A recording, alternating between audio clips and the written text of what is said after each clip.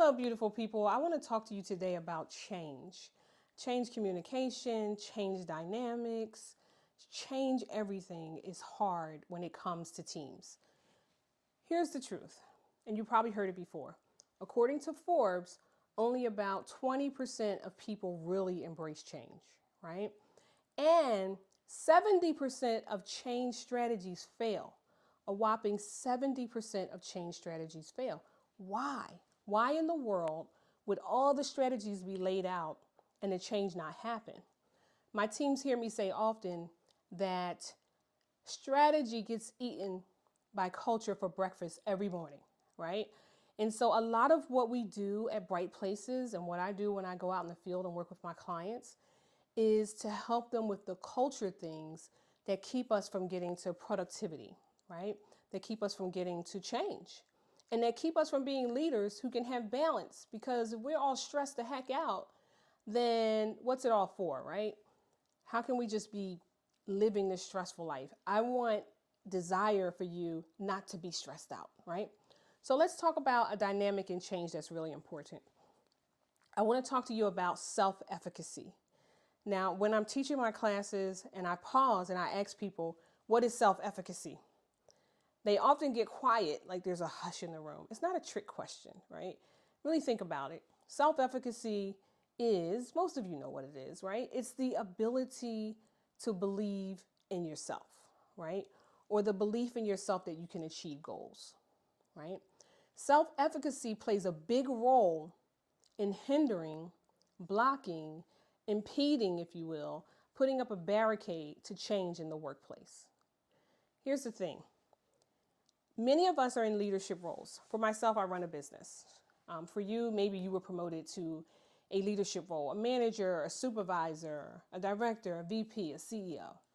In order for you to believe that you can live out that reality in the world, you have to have a level of self-efficacy, meaning you have to have a level of belief in yourself. So self-efficacy in itself for leaders can cause us to be biased, meaning that because we did it, we believe other people can do it.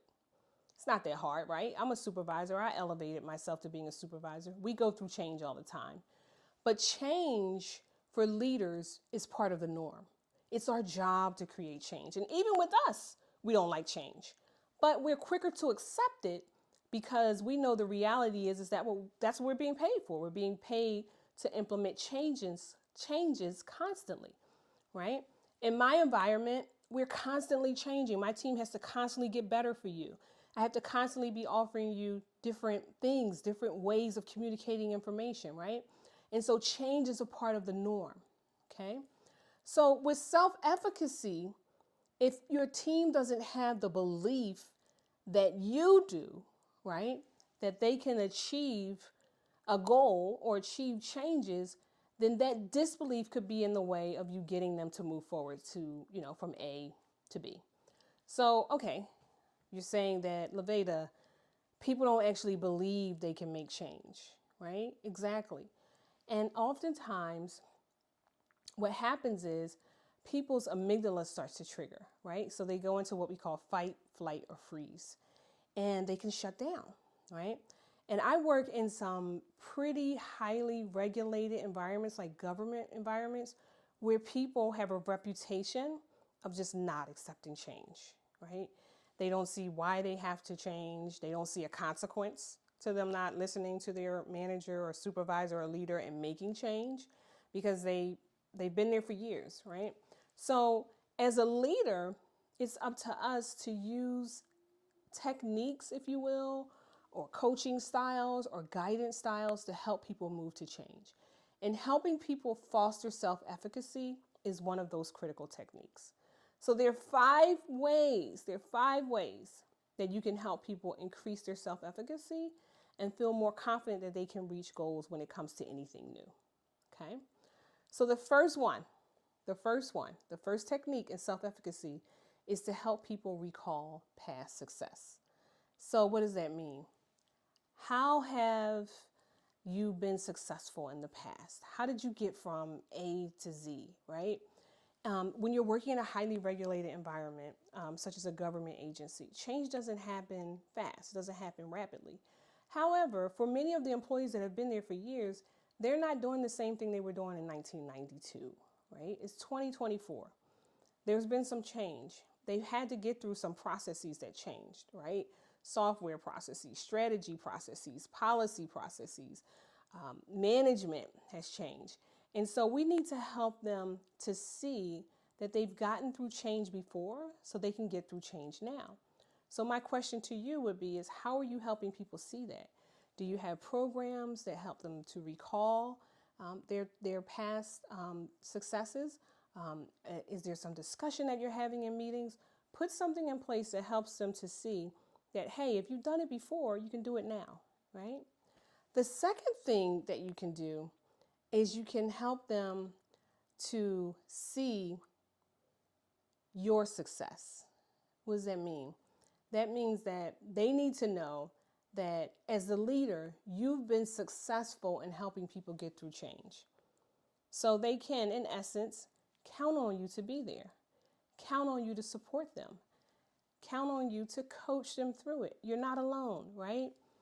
We can get through this success together. I'm here to guide you, right? I have some experience in this, right? Change is a thing for me. Change is a norm for me. So I'm here to help you. So number one, help them recall, right? And number two, help them feel supported. You're here to support them, right? The third thing that you can do is you can help them to visualize or see the success. Have you ever been in walking through a building and maybe the organization is moving to a new building or they're restructuring and they're putting up a new building somewhere because their company is expanding? Well, you'll see that there are models of the company, like the engineers have actually put together, right, the construction model, if you will, right? So that's not for nothing, right? I can see where we're going, right? I can see my past, or I can see my future, rather. I can see the future. And so visualization, how do you help them to see it? How do you paint the picture, right? How do you help them to see where we're going, right? So that they know that this is real. I can see it in my brain already, right? So if you're working on something that's like a big change in terms of a software project or restructure the organization, talk about the future. Help them to see the vision, right? Be the person that drives the vision. You've heard that a lot with leadership. You have to drive the vision. You have to drive the vision. Having information is great. Having resources to help you expand upon that information is even better. Click on the QR code and you can go to our online course library where you'll find more information on this topic. In addition, you'll find other helpful topics for your team and for yourself. Okay, we're up to number 4. Number 4 is to help them to see the success of others, right? So maybe there's an agency that's similar to yours, an entity that's similar to yours. If you're starting a new business and you have a team that you're trying to encourage, maybe there's a business that's similar to yours. You want to help them to see that, hey, if they did it, we can do it, right? So seeing the success of others. If they don't believe they can do it, then that means what they're saying is, hey, those teams were better than us. Those people are smarter than us. I don't think so. I don't think so. Those people were not smarter than us. Those people are not better than us. If that agency did it, we can do it. So try to identify someone or some entity or some organization that's like yours that went through a similar change, and then emphasize that you can do it if they could do it. Okay? The fifth thing, which is really important and which many people have trouble mastering, is mastering emotions. You want to help your team to have emotional intelligence. This is work, right? After all, right? So let's make it fit the reality that is, right? It's not brain surgery. In most cases, we're not doing brain surgery, right? So we want to help people to manage their emotions. Does your team have emotional intelligence? You know, how they see change is important and has a lot to do with their level of emotional intelligence? What do they do with their emotions when they feel frustrated? Right? What do they do with their emotions when they see change as a threat? Are you giving them the opportunity to talk that out? Right? So creating an opportunity for them to have a space, a safe space where you can talk to them and where they can talk through their emotions. Remember, a lot of times people carry trauma in the workplace. They work maybe with leaders that weren't as nice as you, weren't as focused on development as you, didn't have the best intentions. Maybe they work with someone that used some information against them.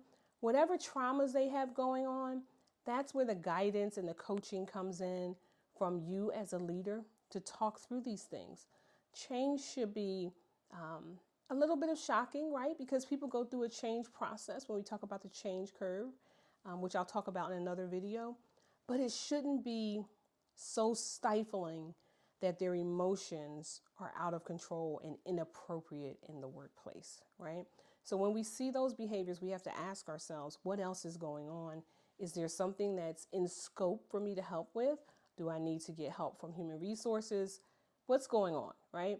So we need to ensure that the team has emotional intelligence.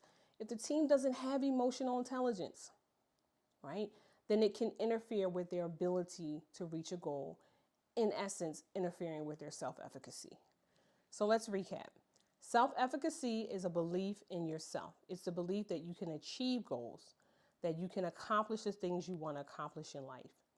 You as a leader have a level of self-efficacy which can cause you to be biased. So there's 5 things you want to help people to do to build their self-efficacy. Number 1, we talked about recall, right? Help them to recall their past successes. Number 2, we talked about you helping them to be successful through your support, your guidance, and your coaching. Number 3, we talked about helping them to see themselves through visualization, see us reaching the goals, painting the vision, making it come alive. Number 4, we talked about the success of others. If they did it, we can do it. And number 5, we talked about emotional intelligence, right? So tap into self-efficacy and take notice when people don't have it, because a lack of self-efficacy could impede progress. And I'll leave you with this saying again. Strategy gets eaten for breakfast by culture every morning. Having information is great.